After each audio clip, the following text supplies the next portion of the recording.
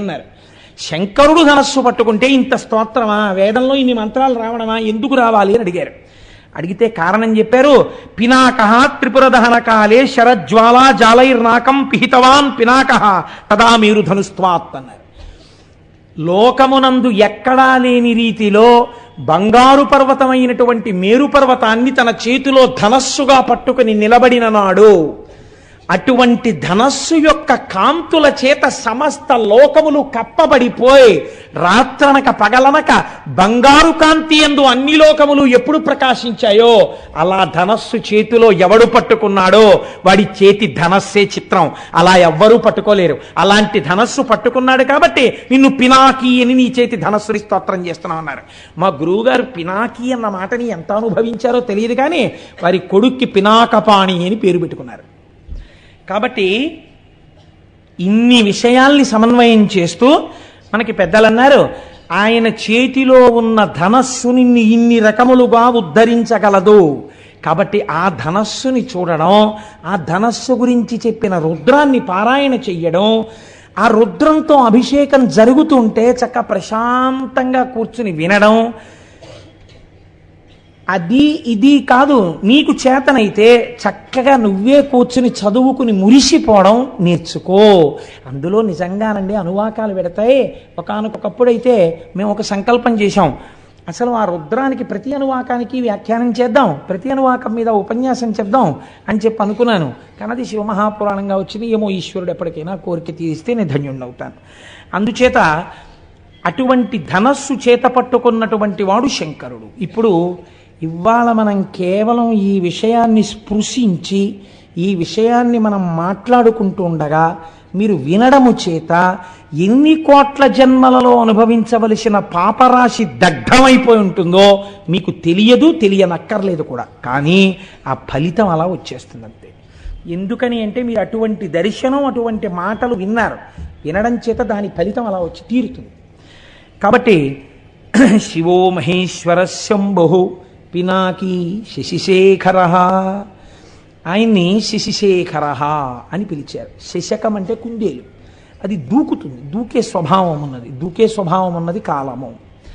ఈ కాలము దూకుతుంది అని ఎందుకంటారంటే మీరు చూడండి, సుఖము చేత కాలము దూకేస్తుంది.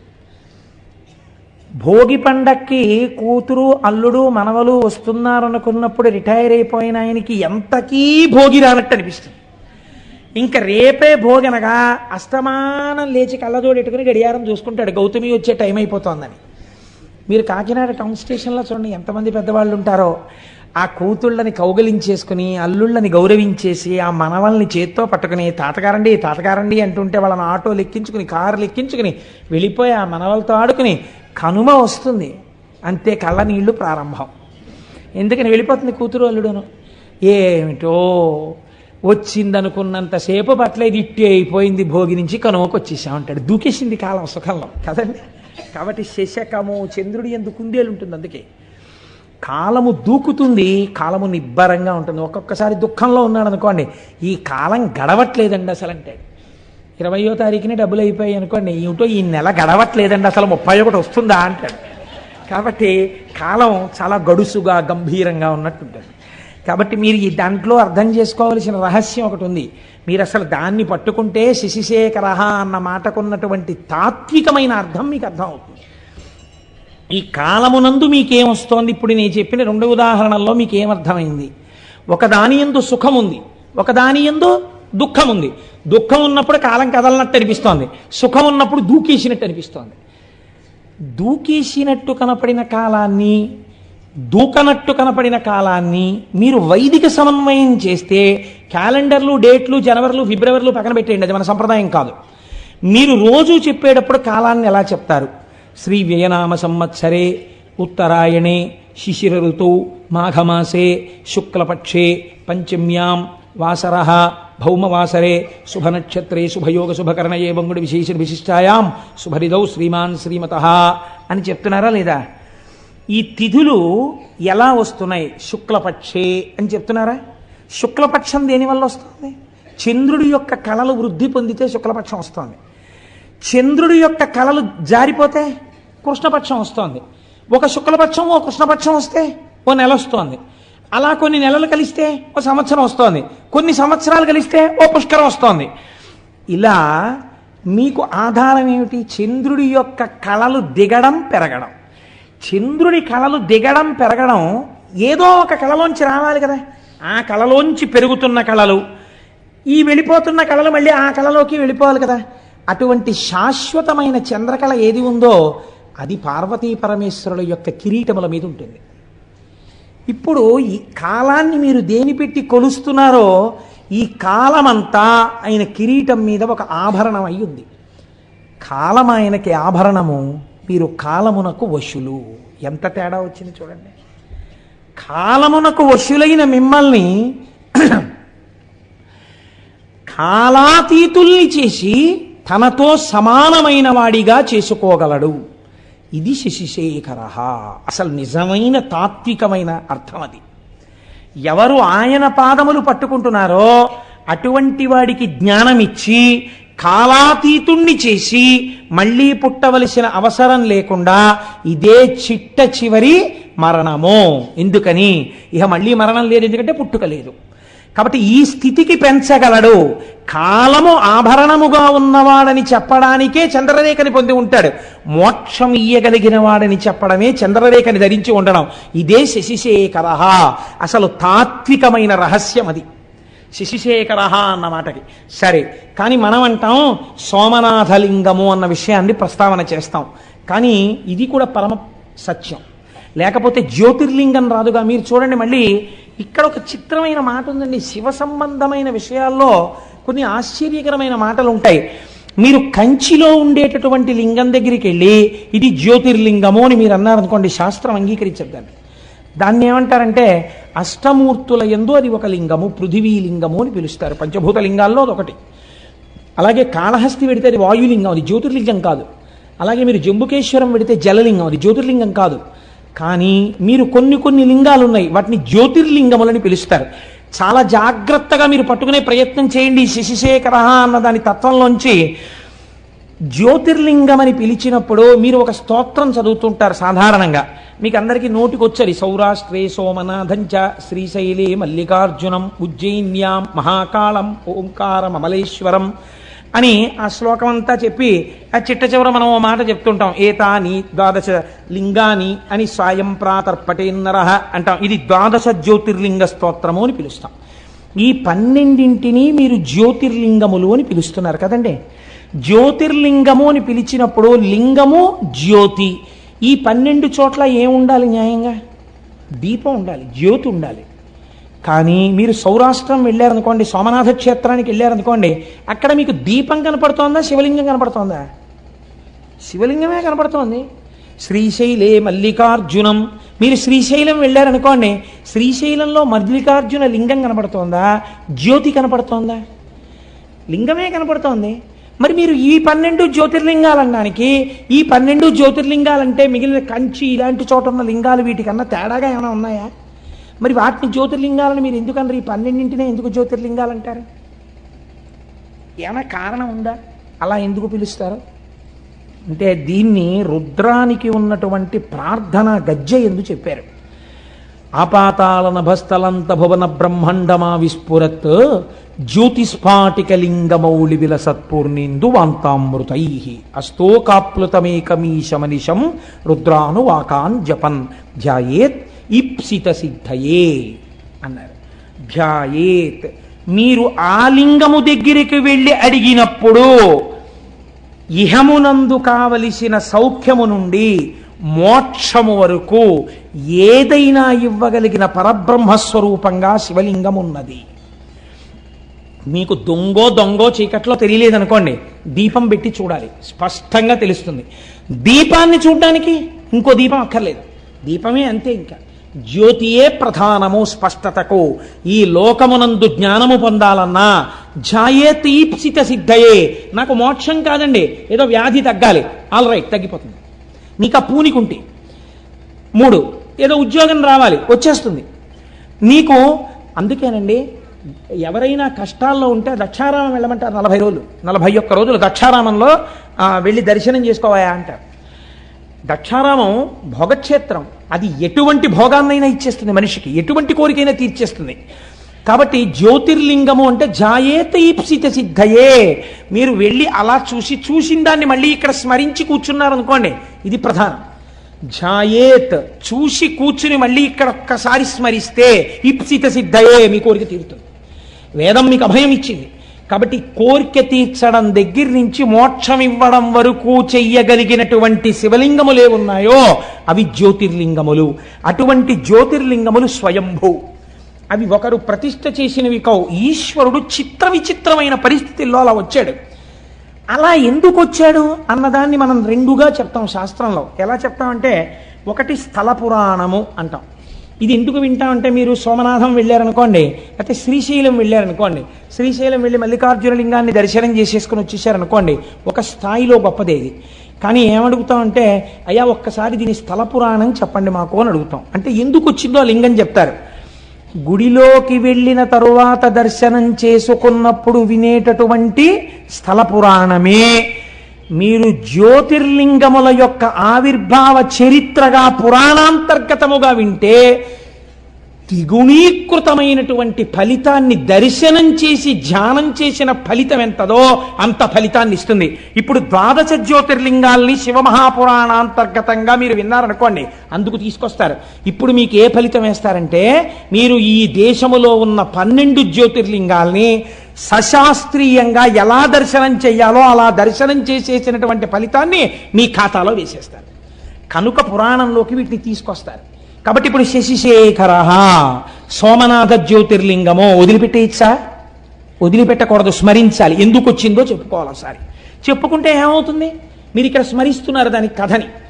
అది స్మరించడం చేత స్వయంభూ అయినటువంటి పరమాత్మ ప్రసన్నుడై మీరు అది వింటున్నప్పుడు మీకు తెలియకుండానే మీరు ఆ సోమనాథ క్షేత్రం ఇలా ఉంటుంది అని మనస్సు అక్కడికి వెళ్ళిపోతుంది. అది వింటారు. జాయేత్ ధ్యానం చేసింది. మామూలుగా అయితే ఒక క్షణం చేస్తుంది, ఇప్పుడు ఒక అరగంట చేస్తుంది. అపారమైనటువంటి ఫలితాన్ని ఇచ్చేస్తుంది. అలా 12 జ్యోతిర్లింగాలు విన్నారనుకోండి, ఏమవుతుంది? అందుకని పురాణ శ్రవణం చెయ్యి అంటారు. ఇప్పుడు విన్నవాడికి ఏమవుతుంది? 12 జ్యోతిర్లింగాల దర్శనం చేసవచ్చే ఫలితం ఏదో అది వాడి ఖాతాలో వేసేస్తారు. అందుకే పూర్వం అందరూ వెళ్ళలేరని ప్రత్యేకంగా మన వాళ్ళు వెర్రివాళ్ళై పురాణం చెప్పించలేదండి. ఒక ఆయన్ని పట్టుకు తెచ్చుకుని, అయ్యా మాకు పురాణం చెప్పండి అంటే ఆయన ఓ పుస్తకం పెట్టుకుని చక్కగా చదువుతుంటే ఆయన చెప్తుంటే భక్తి శ్రద్ధలతో అలా వినేవారు. ఇది ఇలా ఉంటుందా అండి, దీనికి హేతు ఉంటుందా అండి అని అడిగేవారు కాదు. శ్రద్ధ అలా ఉంటుంది, ఈశ్వరుడు స్వతంత్రుడు, అలా చెయ్యగలడు, వాళ్ళకి ఆ విశ్వాసంతో వినేవారు. అందుకే 80 ఏళ్ళు రానివ్వండి, చక్కగా మోకాళ్ళు నొప్పి లేదు, బీపీ లేదు, షుగర్ లేదు, కళ్ళజోడు లేదు, ఇనప రాయల్లే ఉండేవారు. ఇంత పప్పు అన్నం, ఇంత చారుడు నెయ్యి, ఇంత ఆవకాయ కలుపుకొని శుభ్రంగా తినేసి త్రేయించి వెళ్ళిపోయేవారు. ఎందుకుండేదంటే వాళ్ళకి భగవంతుని మీద విశ్వాసం లోపల జఠరాగ్నిగా ఉండేది. మనకు అన్నీ వేరువిరుపులే. అలా ఉంటుందా అండి? నీకు ఆకలి ఉండదు, అనుమానం సంశయాత్మ వినశ్యతి.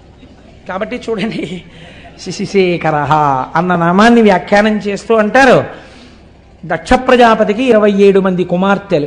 ఆ 27 మంది కుమార్తెలే 27 నక్షత్రాలు, అశ్విని, భరణి, కృత్తిక, రోహిణి. వీళ్ళు ఈ 27 నక్షత్రాల్ని తీసుకెళ్లి చంద్రుడికి ఇచ్చి వివాహం చేశాడు. ఒక ఆయనకే ఇచ్చేశాడు, గొడవ లేదు, పండగ ఒక్కడే అల్లుడు వస్తాడు. అందుకని 27 ఆడపిల్లల్ని ఒక్కరికే ఇచ్చాడంటే పూర్వం దక్షిణ నాయకత్వము అని ఒకటి ఉండేది.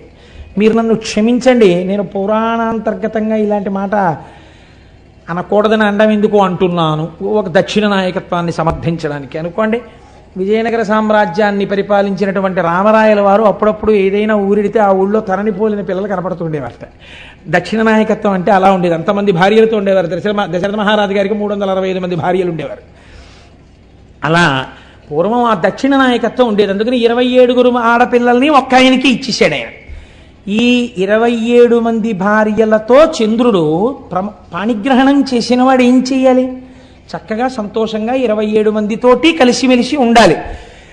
ఏదో ఒక ఆయన తాను రోజు పడక గదిలోకి వెళ్ళి చూసినట్టు, దానివల్ల గొడవలు వస్తున్నట్టు నువ్వు అలా ప్రవర్తించకని బుద్ధి చెప్పాడు వెంకటేశ్వర స్వామి వారికి. శ్రీదేవి వంకకు చిలిపిగా చూడకు, అలమేలు మంగకు అలకరానీయకు, ముద్దు సతులిద్దరిని ఇరువైపులా చేర్చి ఏ గొడవ లేకుండా హాయిగా నిదురపో శేషశైలావాస శ్రీ వెంకటేశ. ఆయన ఎలా పడుకోవాలో భార్యలతో ఎలా సర్దుకోవాలో ఈయన పాఠం చెప్పి అలా నిద్రపోమని చెప్పాడు. అదో విచిత్రం. అంటే భావన చేత స్వేచ్ఛ కలిగి తన్మయత్వంతో పాడుకున్నటువంటి వాడికి హద్దెక్కడుందండి? కాబట్టి ఆయన అలా దర్శనం చేయగలిగాడు. అంటే ఆయన ఎప్పుడో ఈయన అలా చూడడం, ఆవిడ కొంచెం కోపడ్డం అవి ఆయన చూశాడు అనమాట. అందుకని నువ్వు అలా అనవసరంగా గొడవలు తెచ్చుకోక, పొద్దున్నే ఒక అమ్మవారు చిన్నబుచ్చుకుంటే మాకు కష్టంగా ఉంటుంది, ఇద్దరిని సమానంగా చూస్తూ పడుకో అన్నాడు ఆయన.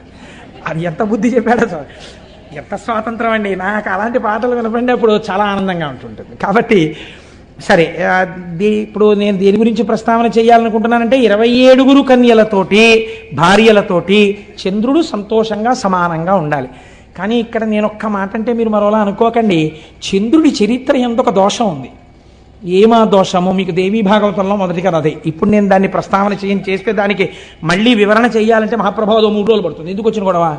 అందుకని. కానీ ఆయన కొంచెం తొందరపడిపోవడం, యుక్తాయుక్త విచక్షణ లేకుండా ఏ స్త్రీ పట్ల అలా ప్రవర్తించడం మహాపాతకమని శాస్త్రం చెప్పిందో అలాంటి వాళ్లతో రమించడం కూడా చంద్రుడి చరిత్రలో ఒకచో ఉన్నది. దాని విశేషార్థం పక్కన పెట్టండి, మామూలుగా చరిత్ర యందు ఉన్నది.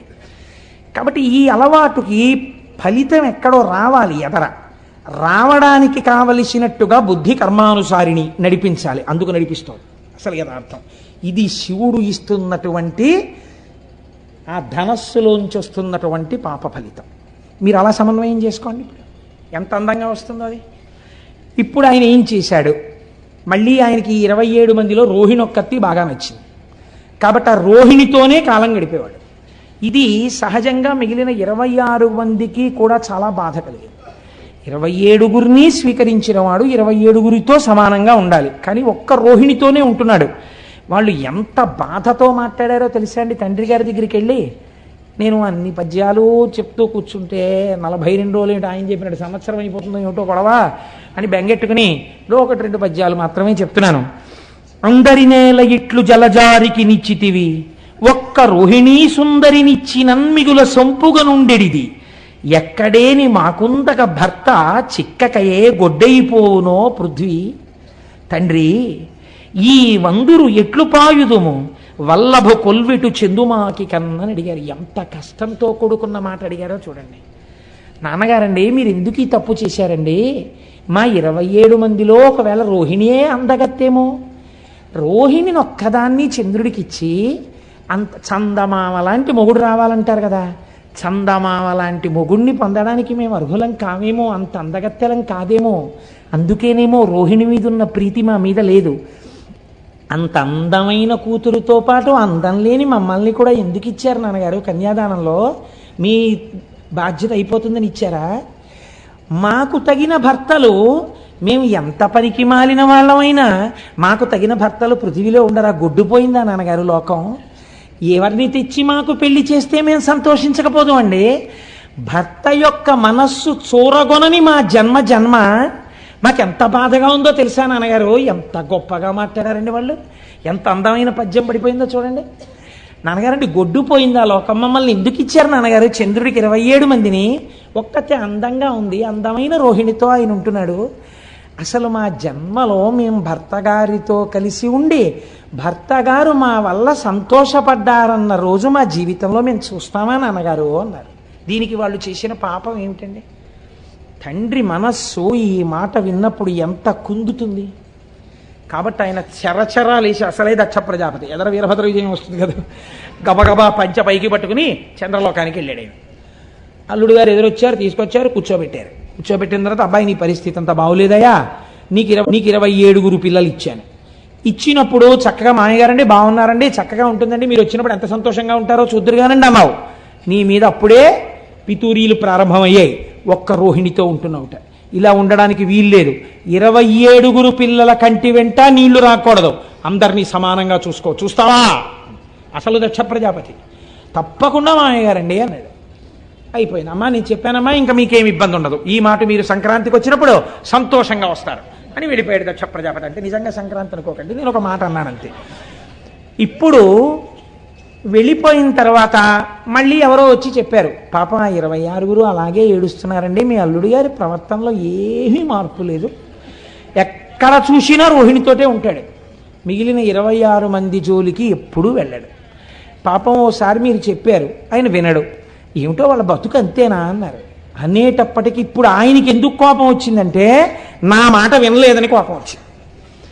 ఆయన ఎటువంటి ఆలోచన వచ్చిందో చూడండి. ఆ కోపంలో క్షయవ్యాధి ఉన్నటువంటి వాడికి తొందరగా దగ్గరగా వెళ్ళడానికి, ఆ ఉచ్ఛ్వాస నిశ్వాసలని లోపలికి పీల్చడానికి, వారి నోటి ఎంగిలిని తన నోటిలోకి తీసుకోవడానికి ఎవరు ఇష్టపడరు. ఎందుకంటే వీళ్ళకి క్షయ వస్తుందని. కాబట్టి ఆయన అన్నాడు, నీ విశృంఖలత్వానికి నేను అడ్డు వేస్తాను, కాబట్టి నువ్వు క్షయవ్యాధి పీడితుడవగుదువుగాక. ఆయన ఉద్దేశం ఏమిటి? పూర్వం సంతోషపడినట్టు రోహిణి కూడా నీ దగ్గరికి రానివ్వదు, క్షయ వచ్చింది కాబట్టి. ఇప్పుడు శుశ్రూష చేయడానికి భార్యలని మాత్రం మిగిలిన వాళ్ళని పిలుస్తావు, నీ బతుకు బయటెడుతుందన్నాడు. క్రోధంలో అదుపు తప్పిన మాట వచ్చేసింది మామగారు నోటి వెంట. వచ్చి నువ్వు క్షయవ్యాధి పీడితుడు వగుదువుగాక అన్నాడు.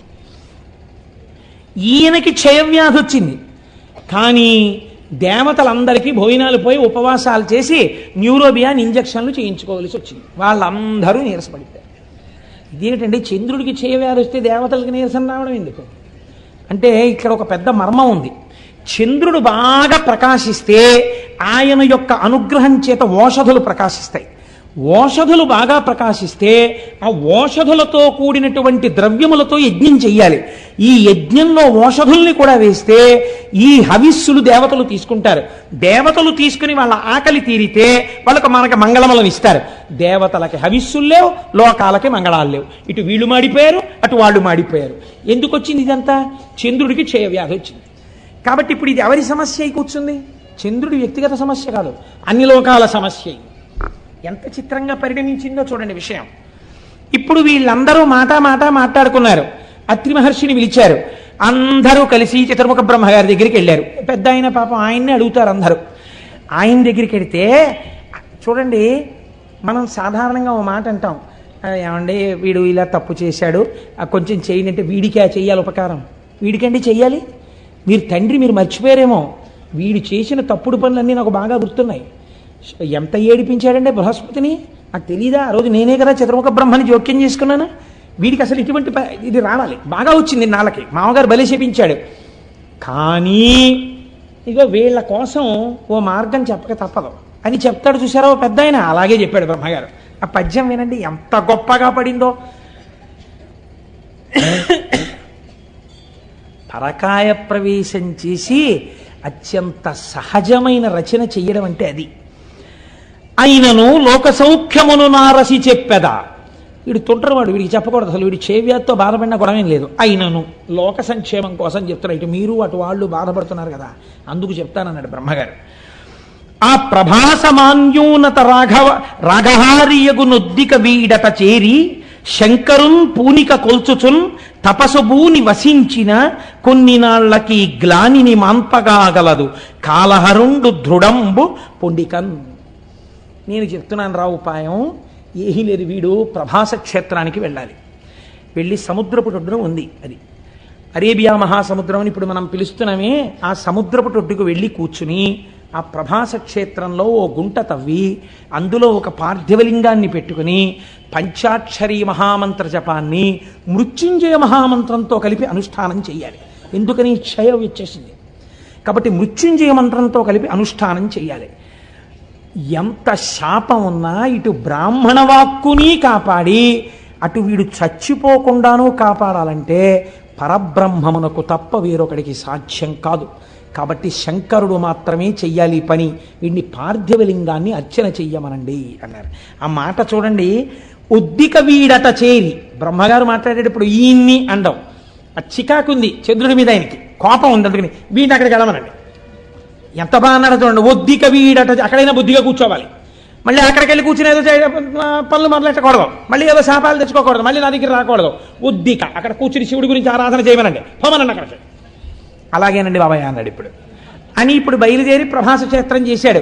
ఏం చేస్తాడు? చేసిన పాపం అనుభవించాలి, వచ్చింది శిక్ష. కాబట్టి ఇప్పుడు అక్కడ కూర్చుని పంచాక్షరీ మహామంత్రాన్ని మృత్యుంజయ మహామంత్రంతో అనుసంధానం చేశాడు.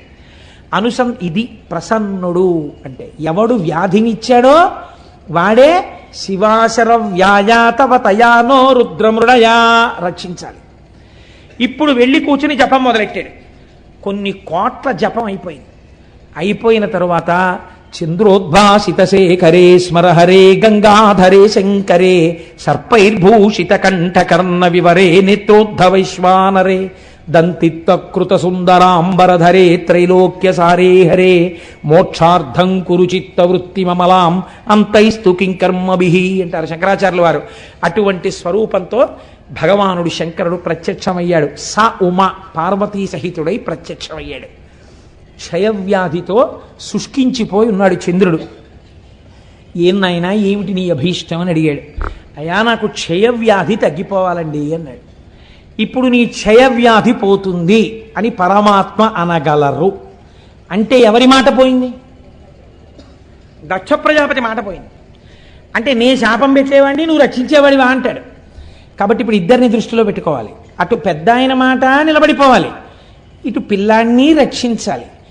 ఇంత తప్పు చేసి ఉన్నవాడైనా తన పాదములు పట్టుకుంటే బుద్ధిని కూడా సంస్కరించాలి. అందుకే ఆ తర్వాత చంద్రుడు 27 భార్యలతో సమానంగా లేడన్నటువంటిది లేదని చెప్పడానికి ఉదాహరణే చంద్రమానంలో మీరు చెప్తున్న తిథులు కదండి. అయితే చంద్రమానంలో ఎలా జరుగుతున్నాయి తిథులన్నీ? చంద్రుడు కూడుతున్నాడు కదా నక్షత్రాలతోటి. కాబట్టి ఇప్పుడు బుద్ధిని మార్చాడు. అదే కదండి, మరి అందుకేగా రుద్రశబ్దం వాడారు మీరు. ధర్మం వేపకు మారుస్తాడు బుద్ధిని అనే కదా మీరు రుద్రశబ్దం వాడారు.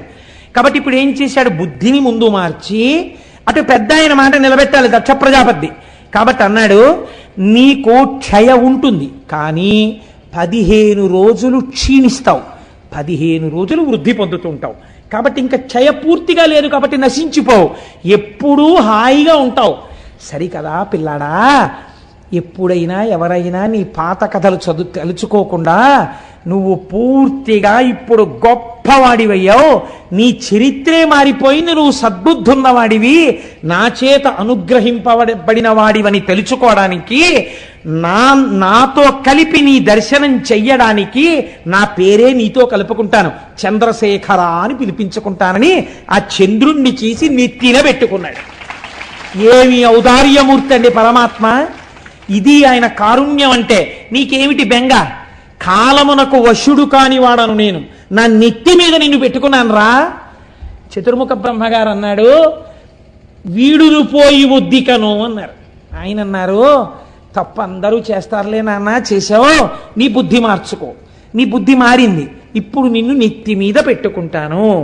ఇప్పుడు మీకు ఇది విని ఏమైంది? శశిశేఖర, తప్పులు జరిగిన వాటికి వేళ్ళు విరవకండి.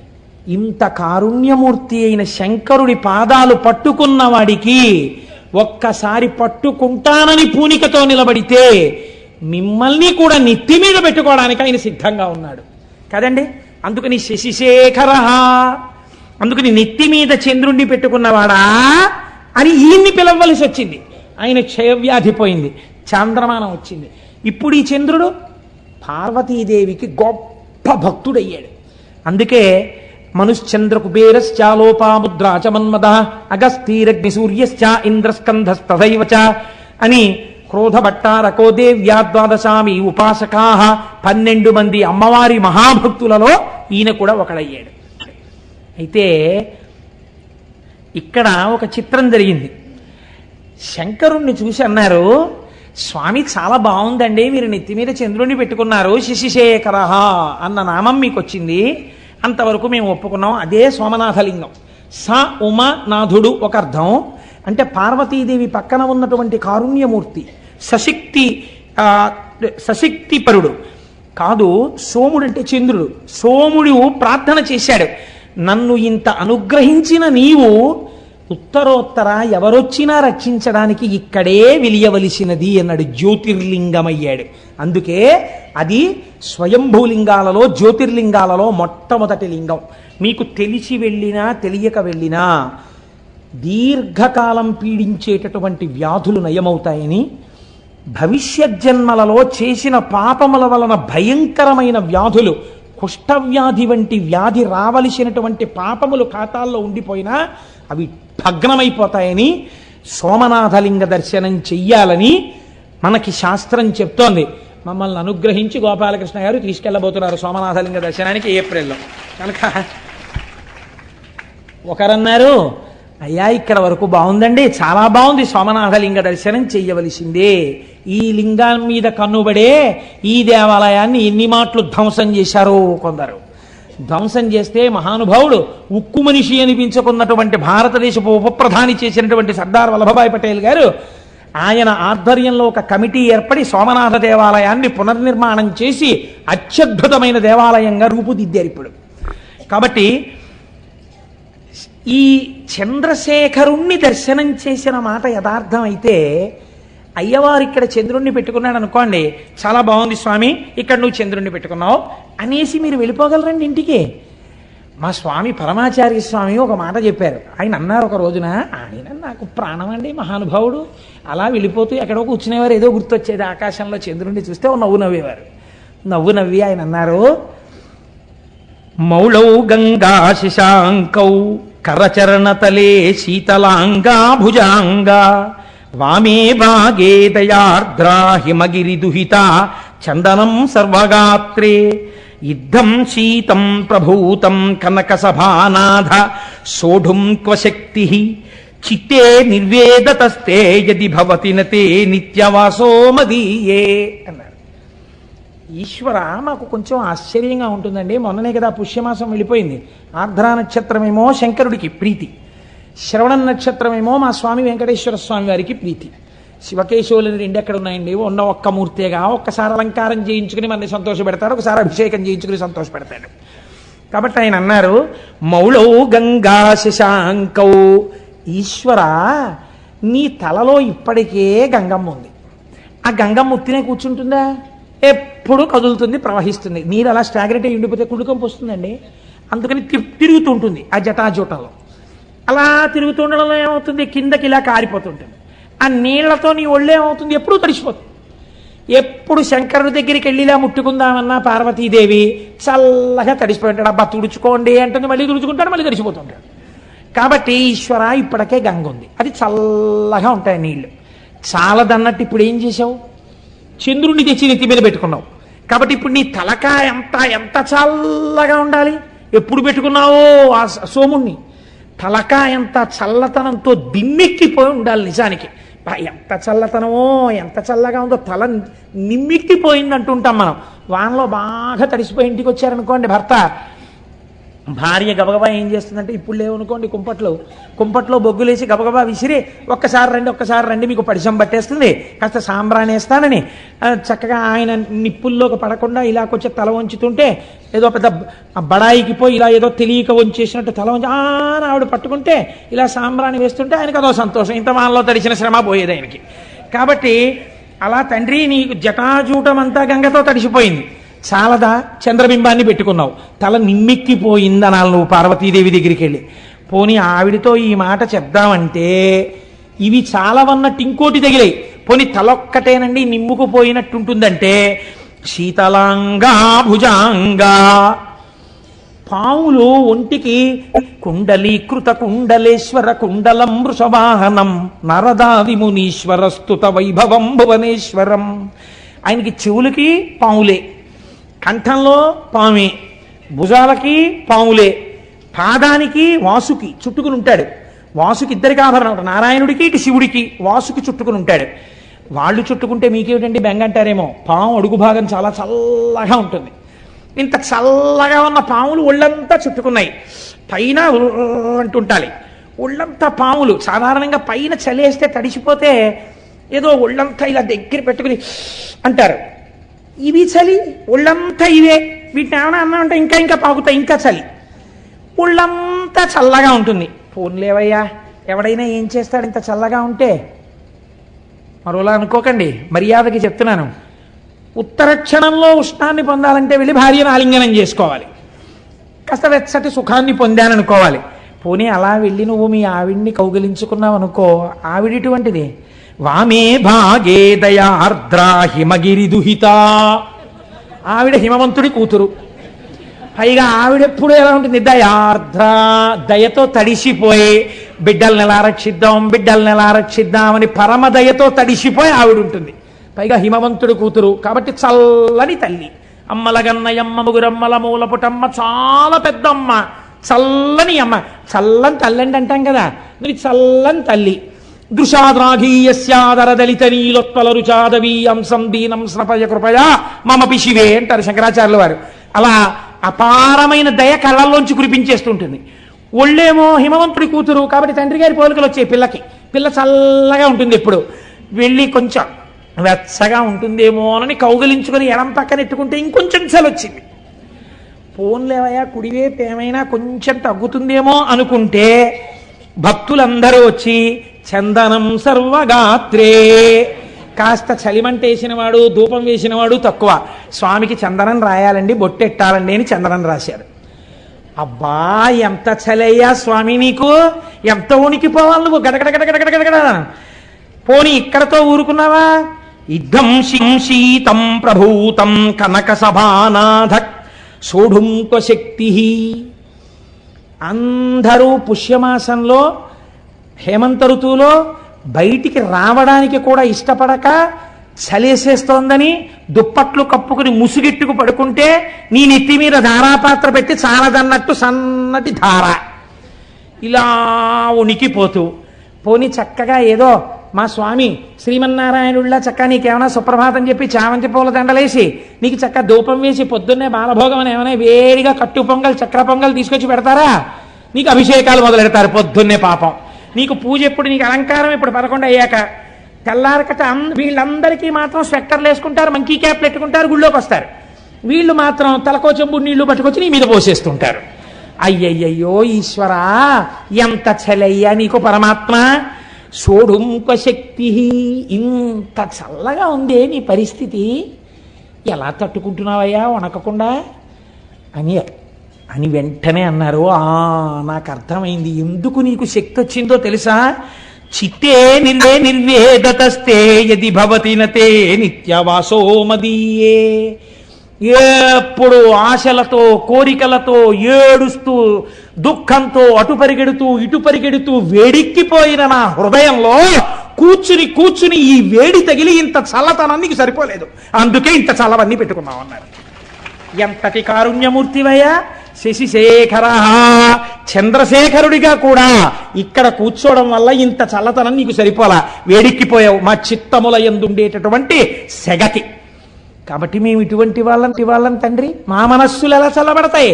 నువ్వు ఒక్కసారి కారుణ్యంతో ఇలా చూడు, శశిశేఖర అని చెప్పుకున్నాం కదా, మా మనస్సులు చల్లబడేటట్టుగా మమ్మల్ని అనుగ్రహించు అని అద్భుతమైనటువంటి శ్లోకాన్ని శశిశేఖర శబ్దానికి అనుసంధానం చేస్తారు.